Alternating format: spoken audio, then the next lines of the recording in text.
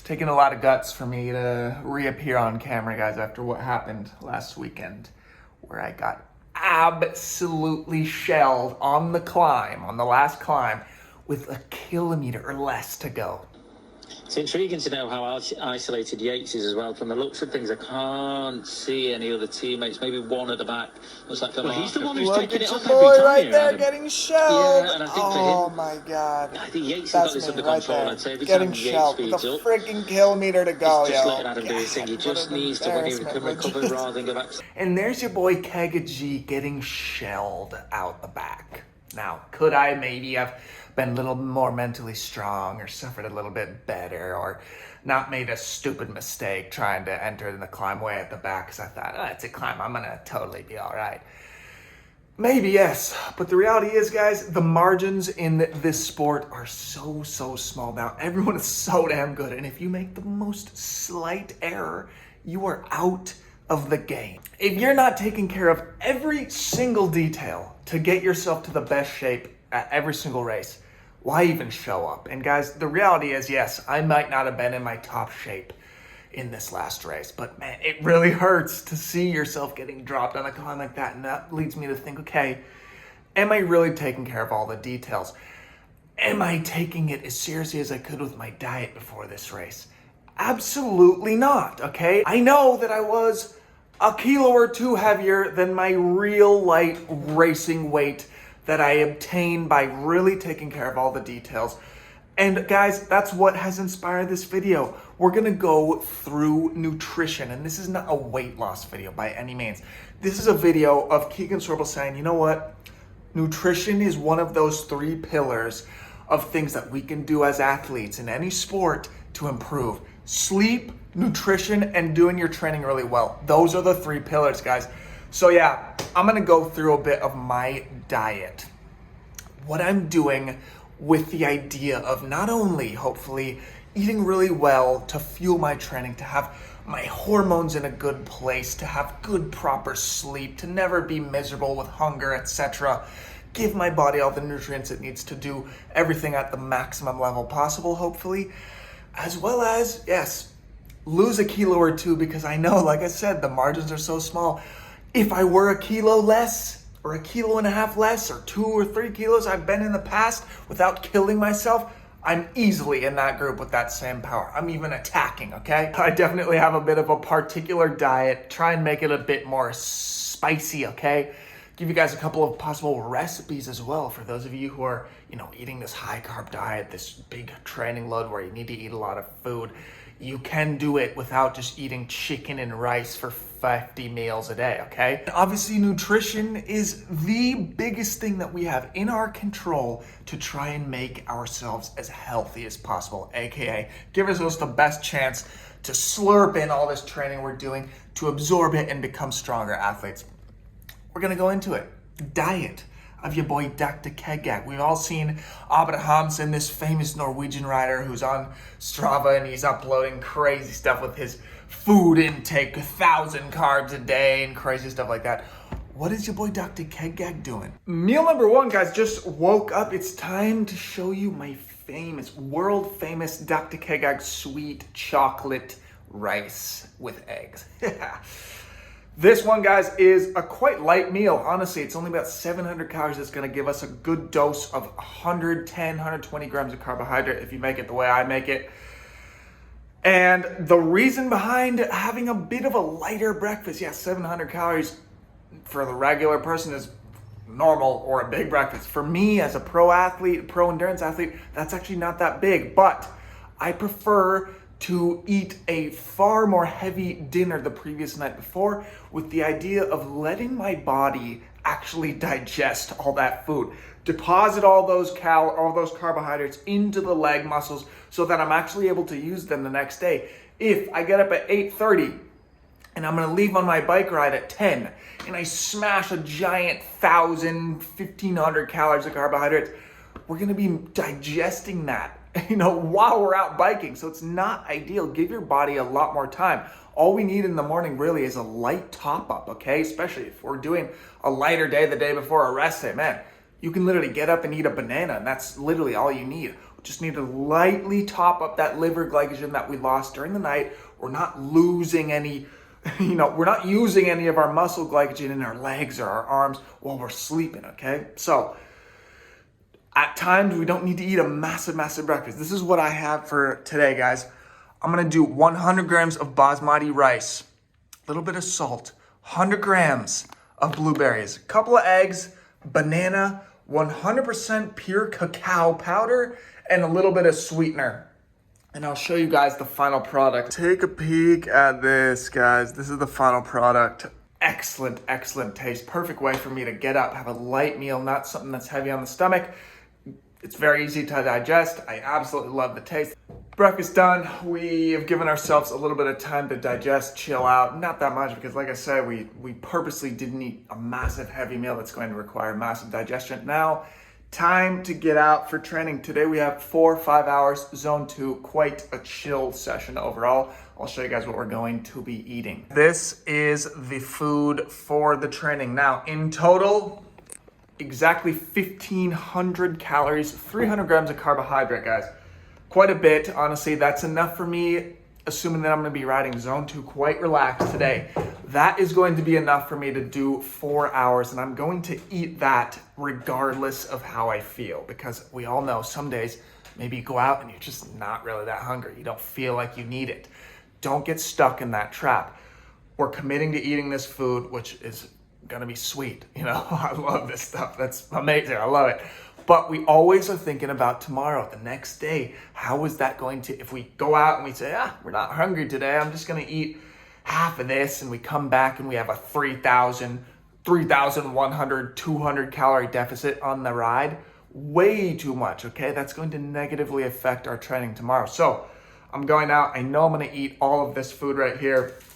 We're gonna do 4 hours. I'm even gonna bring a bit of an extra gel for emergency, just because you never know. Always bring that emergency gel. Put it in a back pocket, have it in there, always. You never know when you're gonna need it. Water bottles. This is something that I definitely actually made in my last race, which by the way, was Gran Camino. Starting to get a little bit hot, okay?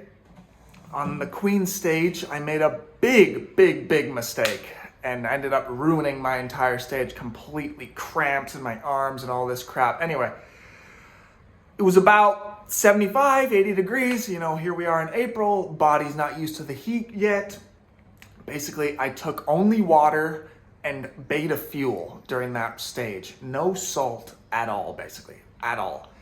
And actually had really good legs to start that day, but man, something happened with my sodium balance. I absolutely ended up just totally pedaling squares. I couldn't even ride my basic tempo, aka completely wasted a massive opportunity to do a mountaintop finish. Won't get into that.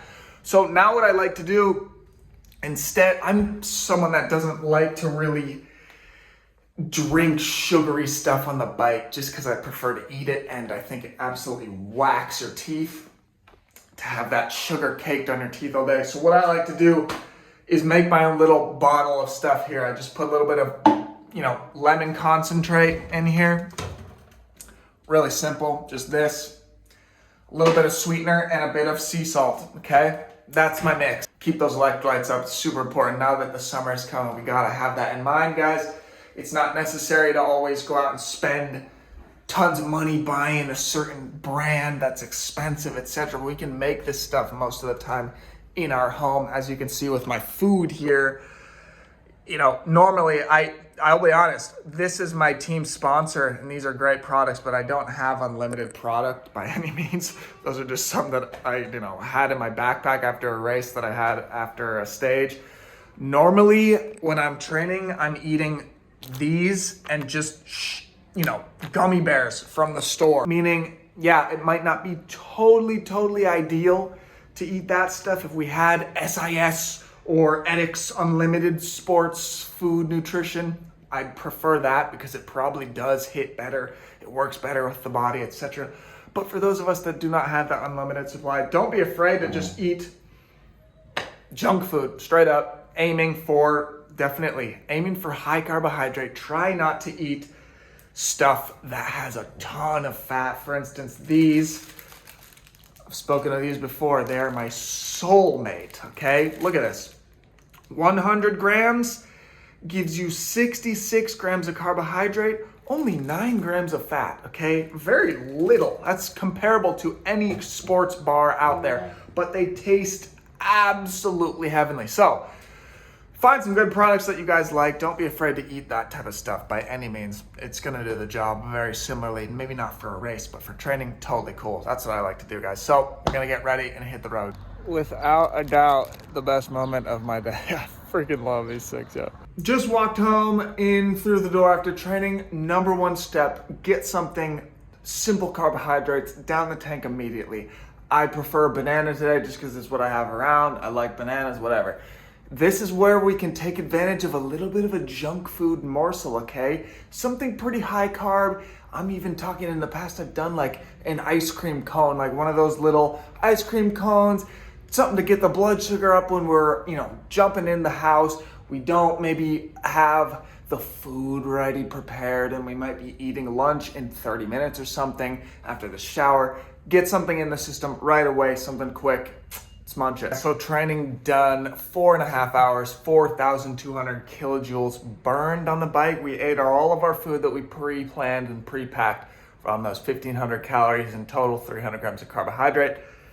Came back, got that banana done right away. We get that recovery process going immediately. It's quite important, like I mentioned. Now it's time for my famous cabaya soup. Cabaya is mackerel. Okay, so here we go, guys. I'm not even gonna.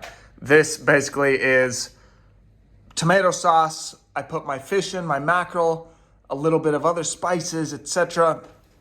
Tiny bit of lentils because I really like them. And then I'm gonna accompany that with this entire pack of rice cakes, which in total is gonna be about 500 calories. I'm gonna get a good bit of carbohydrate. In total, this meal is gonna be about 850, 900 calories. I'm gonna get 120 grams of good quality carbohydrate in there. That omega-3 with the mackerel, which I mentioned various times. I'm a big proponent of getting that omega-3 dose almost daily. I eat this literally daily. I absolutely love it. It's a great thing. For whatever reason, I crave it like crazy. Post-ride, it hits really well. That tomato sauce really hits well. So yeah, this is my second meal of the day.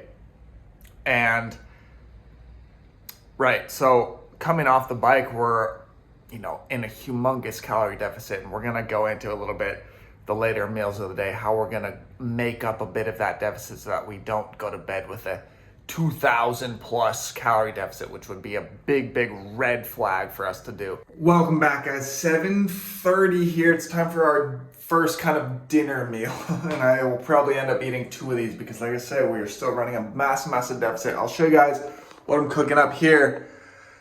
Bunch of potatoes, 600 grams. We're gonna cook up 200 grams of carrots. We've got these mushrooms. We've got some of this pepper.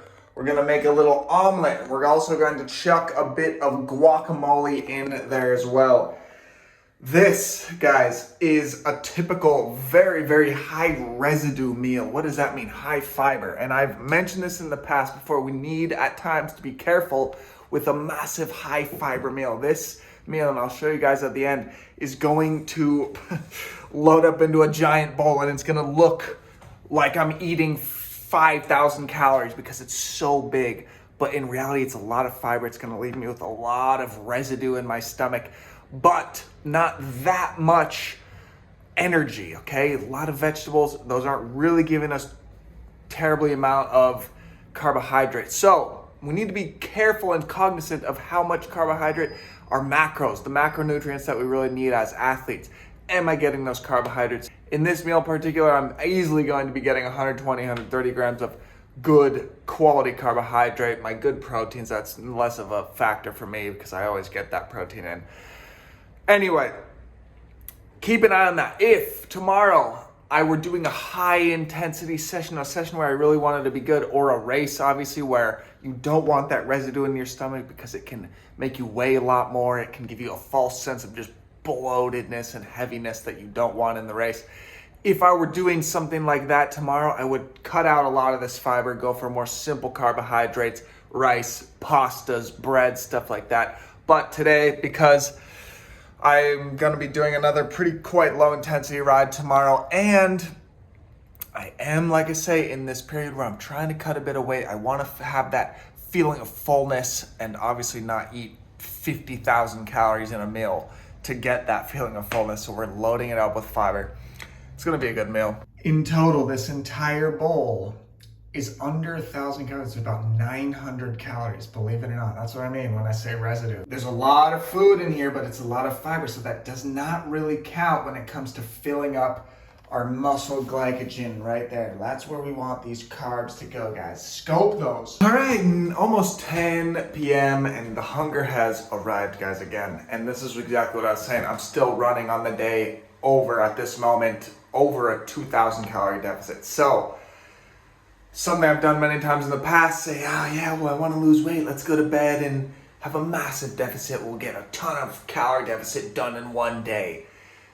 Couldn't do it. I'm definitely a little hungry. I could suffer and go to bed, but I've learned from the past and doing this wrong so many times, that bill is going to be paid at some point, meaning that fatigue, that putting my body in a massive deficit like that down the road, 2, 3, 4 days is going to catch up with me. So I'm already at a light body weight, guys. I'm quite lean already. Probably around there, 6% body fat. Very, very lean already. Any additional weight loss that I do end up doing needs to be done extremely intelligently, very slowly. And so on a day like this where I'm, going out and I'm doing a 4,000 plus kilojoule bike ride, it's so easy. It's almost very, very hard to not eat in a deficit. So here I am, literally trusty rice and eggs once again, guys. I got my omelet here, I got a little bit of veg, and I've got my rice over here cooking up. 150 grams of raw rice, got my omelet. We're looking at another 800 calorie meal, really good carbohydrate. I'll throw some olive oil in there, a little bit of ketchup for some flavoring.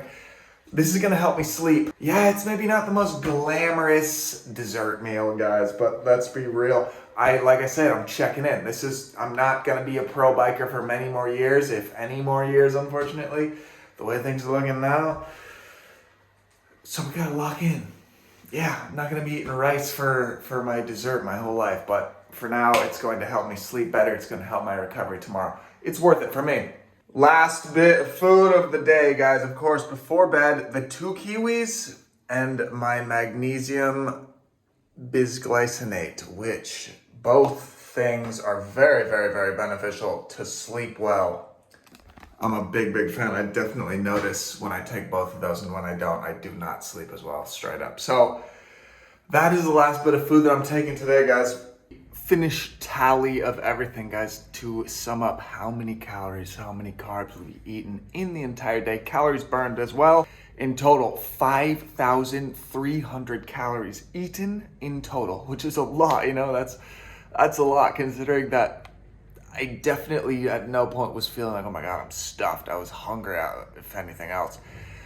Roughly on the entire day, contributing to this tally would be my on the bike work, which was about 4,200 kilojoules, plus a rough estimate of about 2,000 that I would need to live and survive and maintain all my bodily functions if I were theoretically just lying in bed, okay? With my weight, my muscle, my age, etc.